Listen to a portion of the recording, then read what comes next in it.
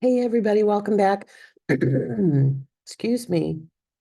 I'm sure most of you have noticed the ridiculous amount of pollen outside right now, so hopefully you can sympathize.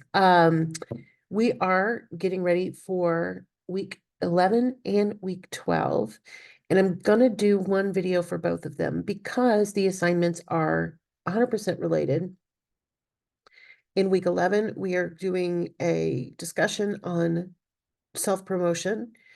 And in week 12, you are submitting your job search portfolio, which is all also about self-promotion. So I want to just cover both of them at once. Keep in mind in week 11, you are also submitting your final version of your formal analytical report after getting feedback from me and your classmates and wherever else you sought help. So let's go ahead and take a look at the module first. The reading materials, by the way, for weeks 11 and 12 are the same. So there's no new set of materials, which is the other reason I wanted to cover these all at one time. All right, so in the syllabus schedule, you will notice that we are very, very close to the end. Weeks 11 and 12, of course, are for the job search portfolio. And then the only new assignment after that is the final. So you have a week in between the last official assignment, which is revising your job search portfolio, and the final. You can turn the final in early. You do not have to wait until finals week to do that. It will be open and available for you more than a week in advance. So keep that in mind.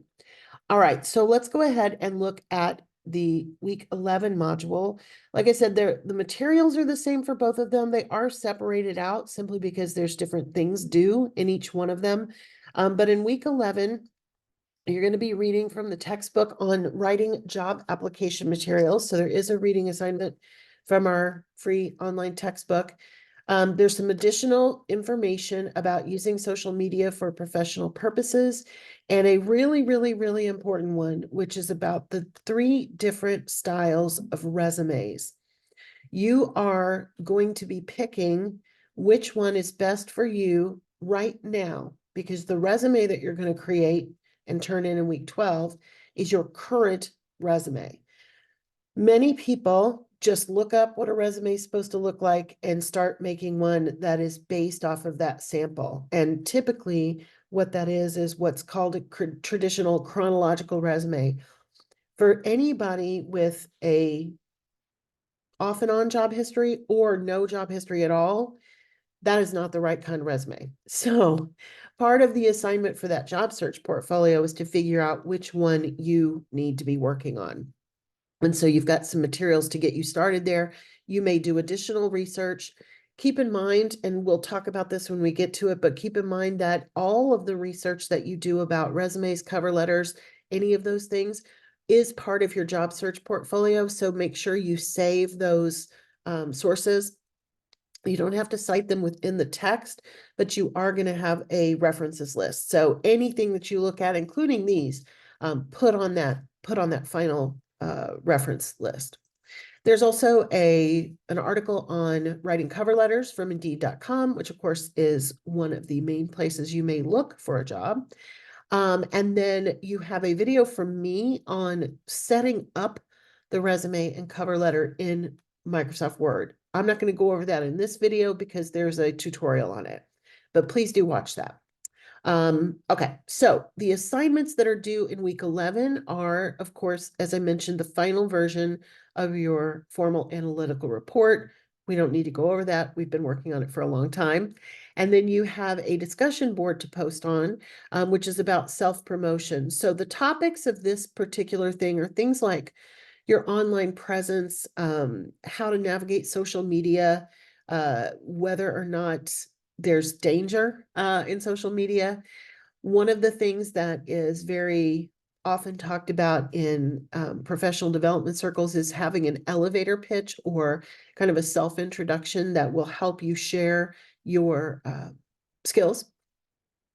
How do you balance humility and confidence? How do you overcome challenges? So then, of course, as usual, you will respond to two classmates within a week after this one's due. You don't have to do it all within this week, although many of you have been good about that. So continue, continue on your merry way. That is certainly fine. In week 12, then, there's nothing new in terms of readings and videos. However, there is a new assignment, which is the job search portfolio. Like some of the earlier portfolios, I do want you to create this in Microsoft Word as an APA document. So you will have a cover page, you will have a references page, as I mentioned, and then in between, you're going to have three pieces: a job advertisement with a statement of how you found it, why it's relevant, and why you chose the resume style that you did, a cover letter, and then a one-page resume. So the cover letter and the resume should be just like you would print them, other than the fact that they will be in a document, so they will have a page number. But other than that, they should look just like they would if you were going to print them out and send them off to a job. Now, one of the big things about this particular assignment is that it's a little bit weird in terms of timing, because your resume is your current resume.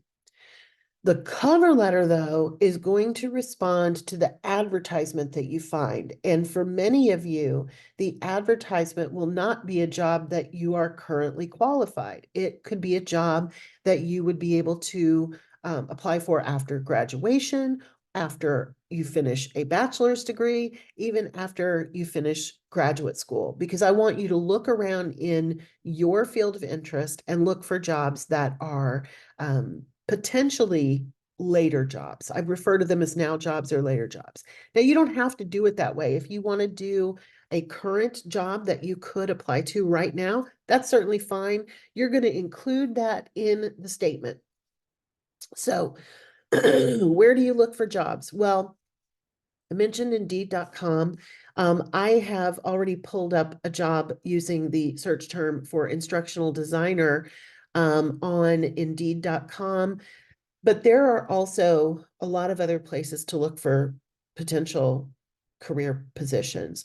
One is, if you know the place that you want to work for, you can search their own website. Most companies, if there's a particular company that you know you want to work for, most companies do have job sites within their website. So you can look directly there. You can look anywhere, but record where you find it, because you're going to include that not only in the statement, but also on the references page. And in fact, this is going to be a weird one, but I just want to test this out and see if this actually works.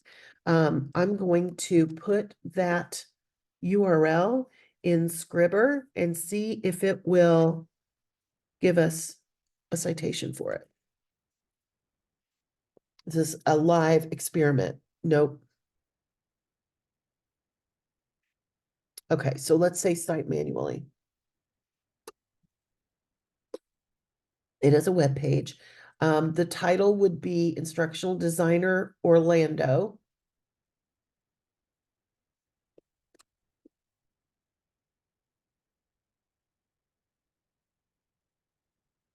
The website name is Indeed.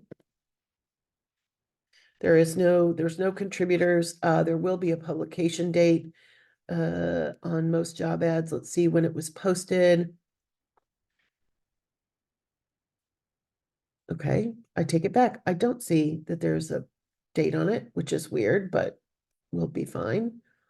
Okay, so we skip that. The URL we do have. Access date is today, is 2024,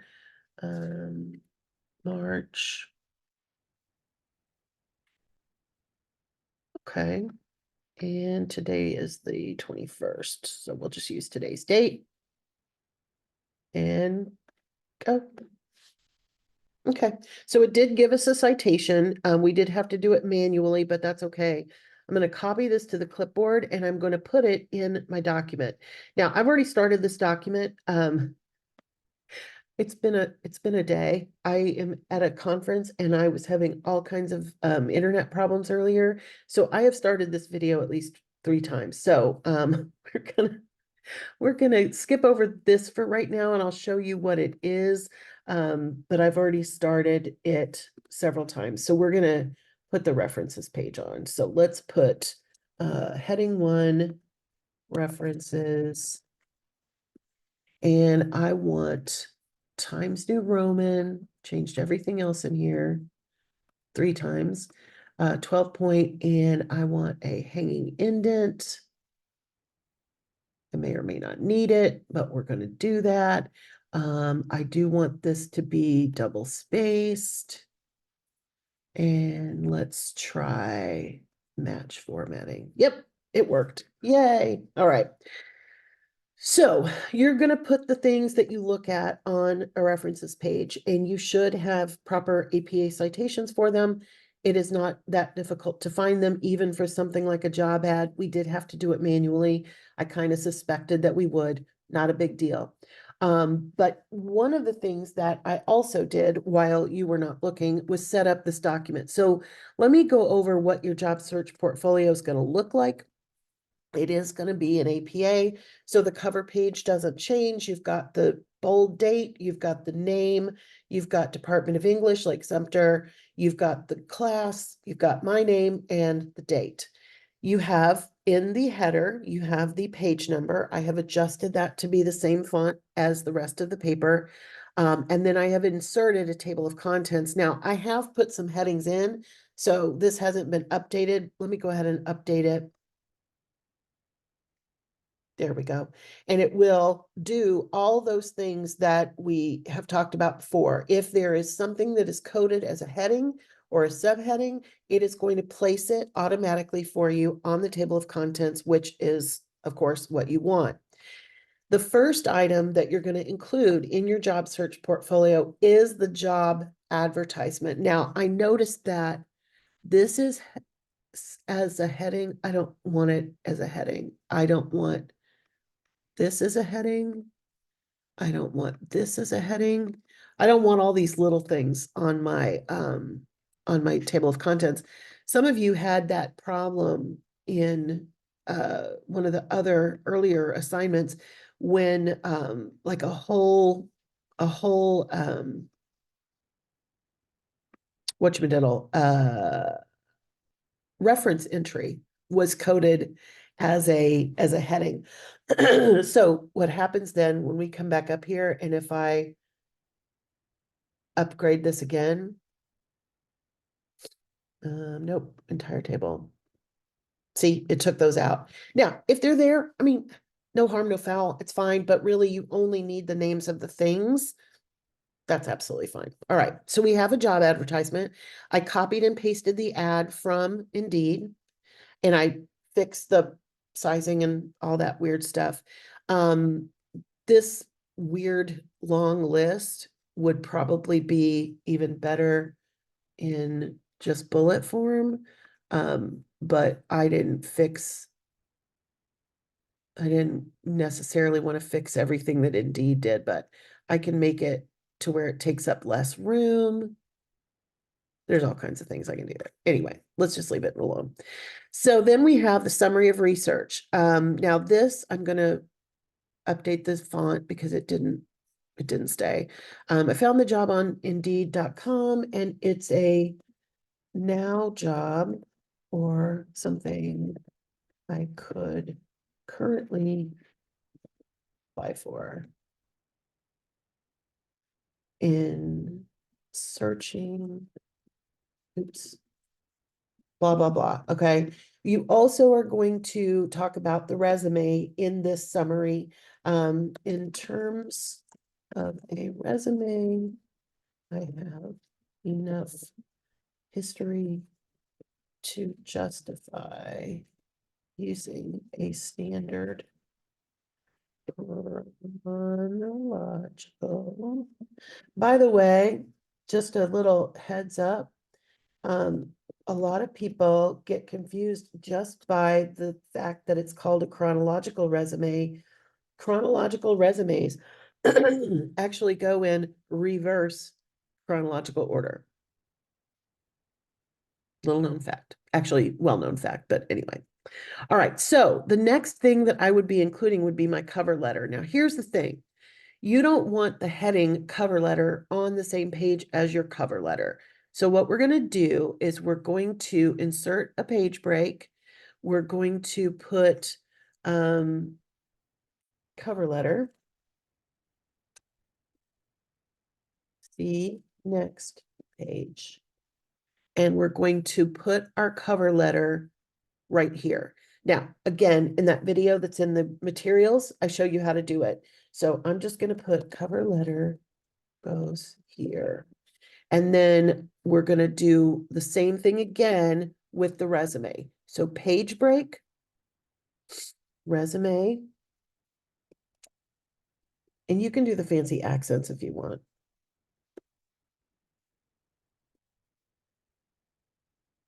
Today. Page break, and then resume goes here. Now, you may have noticed that all of this is now the weird font. Some days, Microsoft Word makes me crazy. In one of the latest updates, they did this weird thing and changed the font style again.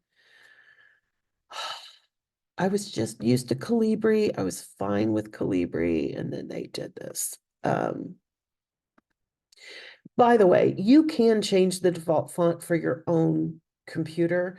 I don't do it because I have to do so many demonstrations, but then I get this. Then I get this stressed out face.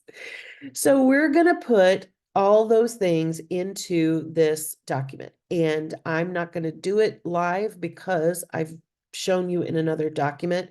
But this is what it will look like when you are done. So I am going to include this particular document in its current format in the announcement with this video so that you can use this as a template for your job search portfolio. If for some reason it will not work for you, which I know some people have said they've had trouble opening things from the things, if you send me an inbox, I will send it back to you. Okay. But I will put it in the announcement, and I will add it to week 12's materials so that you have it there as well. If you have any questions, please let me know. Remember, the main things to keep in mind is that for the job search portfolio, current resume, but possibly future job. So in your cover letter, you can be as creative as you need to talk about your qualifications. Do some research on writing cover letters and resumes because you need to know what works best for you, and you will include all of those on a references list. All right, everybody, take care. Inbox me if you have questions.